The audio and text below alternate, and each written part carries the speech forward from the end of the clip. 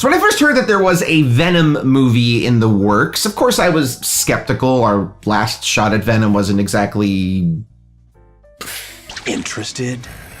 Fortunately for Sony, most audiences have like a short-term memory. We don't remember Spider-Man 3. That was like 2000, that was like 10, 11 years ago. Whoa. So I think it was an appropriate time for Sony to revisit the Venom character in the Venom mythology, to really see what they could do with the character with or without Spider-Man. There's enough to work with in the comic books with Venom to do a whole lot on his own. You don't necessarily need the character of Spider-Man to anchor Venom or to even draw audiences in, as you see the box office returns on this movie. It is a big hit. Venom is not a household name per se, but if you have any sense of comic book mythology, you know the name Venom, you know the face of Venom. Kids, people my age grew up watching the animated Spider-Man series. That's where I first got introduced to Venom. So they have all of this to work with, and they really finally had their opportunity to make something special. Or not.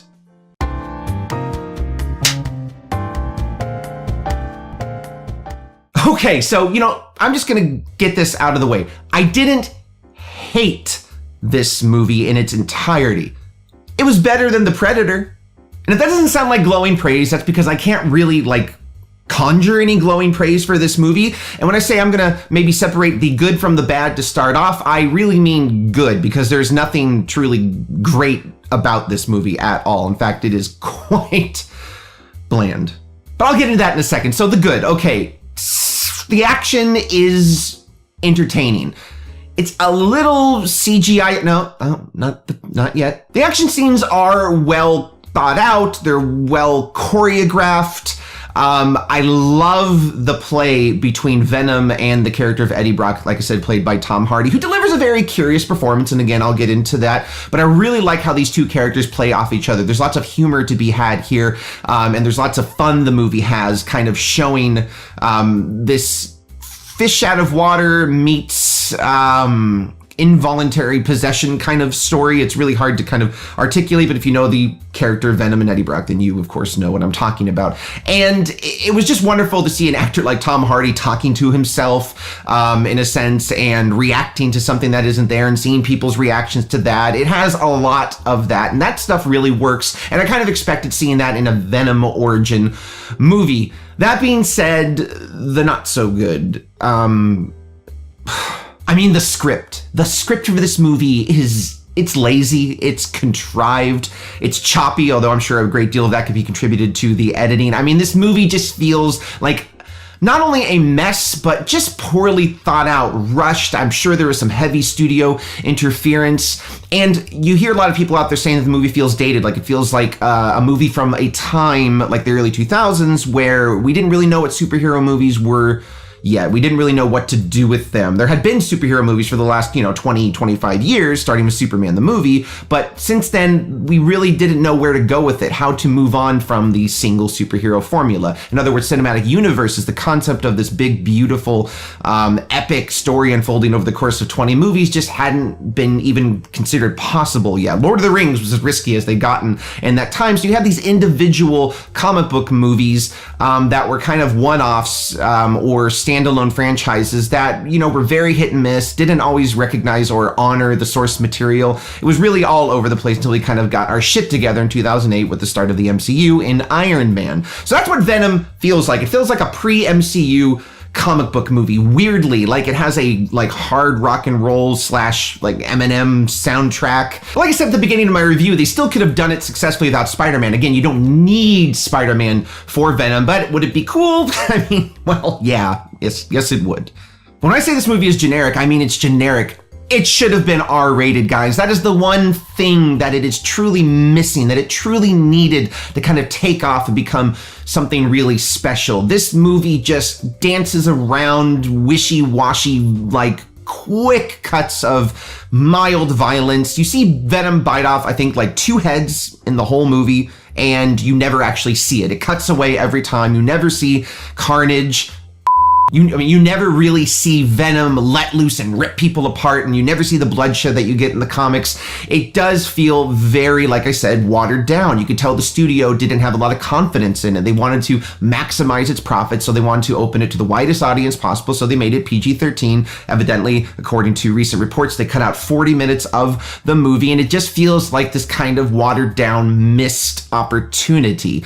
Now, I'm sure there's going to be some director's cut someday, or maybe they'll step it up in the sequel and really try to push it hard on, and they're going to learn their lesson, yada, yada, yada. But do we have to do this every time?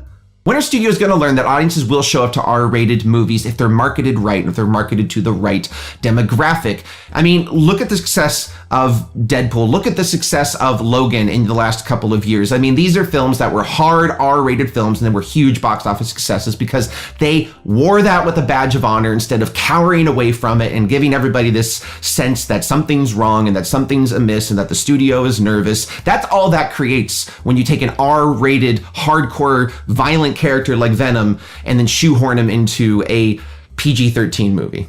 Riz Ahmed, I don't know if he was miscast. I just think he didn't have a lot to work with here. I don't know if Ruben Fleischer, the director, didn't give him enough cues. His character, he just bounced around from scene to scene throughout the movie, never really providing like a legitimate threat to anyone. Maybe he was supposed to like be the quietly menacing type, but I did not get that. That was not conveyed. So you really lack a true villain in this film, somebody to truly kind of sink your teeth into and hate, and somebody for you to really want to root against for Venom to defeat. You never really get that, so it's missing that chunk as well. And Michelle Williams, she is so wasted in this movie. Not that she's not a talented actress. She is an extremely talented actress. I mean, she is Academy Award material, of course. So I'm not speaking to her abilities as an actress. I'm speaking again to the script and maybe the direction from Ruben Fleischer. I can't really say that for sure, but one can speculate. And she's just really not given much to work with here at all. She has some really corny, awkward lines in the movie as well. I mean, just seeing this really talented individual having to say these really untalented words was just painful. I mean, it's embarrassing. This movie had some truly embarrassing moments in it. And again, for every embarrassing moment, there are one or two scenes that are like, wow, that is almost awesome, if they had only not cut away and hidden the violence and total shadow and...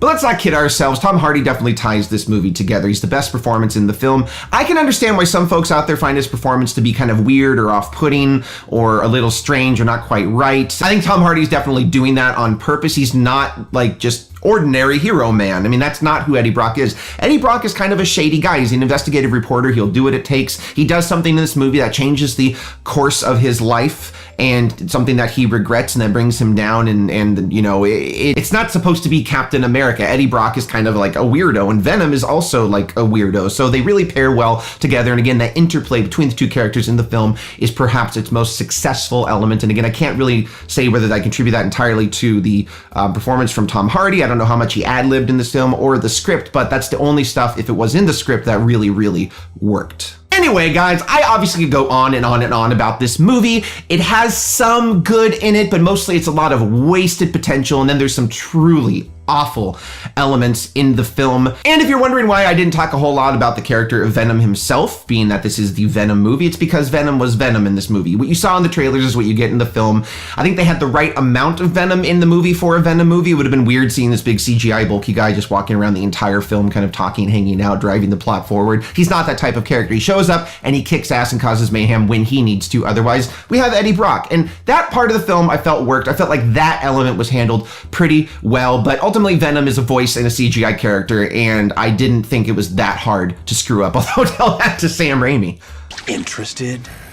Venom, guys, were you really looking forward to this movie? What were your expectations going in, and did the film meet them? And of course, would you like to see a sequel? Because we're probably getting one now. And as always, guys, thank you so much for watching. If you like this video, feel free to click like below. And if you want to see more videos just like this one, just click subscribe.